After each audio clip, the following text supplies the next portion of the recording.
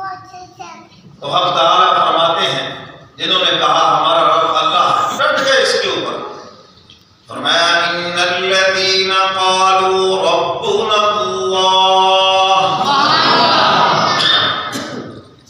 بے شک وہ لوگ جنہوں نے کہا ہمارا رب اللہ ہے، ثم استقاموا، ڈٹ گئے اس کے اوپر، کوئی پرواہ نہیں کی زمانے کی، تکالیف آئی پھر بھی اپنے مولا کے حکموں کے پابند ہیں، اور اگر راحتیں آ گئیں، نعمتوں کی فراوانی آ گئی، پھر بھی اللہ کے حکموں کے پابند ہیں.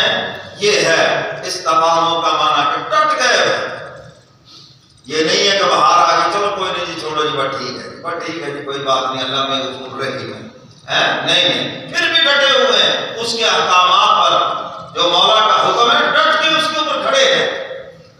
اب تعالیٰ فرماتے ہیں تتنزل علیہم الملائکۃ الا تخافوا ولا تحزنوا، ملائکہ آتے ہیں اور ان کو روحانی طور پر تسکین پہنچاتے ہیں، تمہیں گزشتہ کا بھی کوئی غم نہیں اور تمہیں آئندہ کا بھی کوئی ڈر نہیں ہے.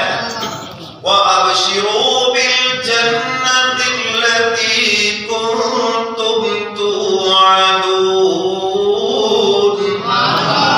اب تعالیٰ فرماتے ہیں انہیں خوشخبری سنا دو اس جنت کی جس کا تم سے وعدہ کیا گیا ہے.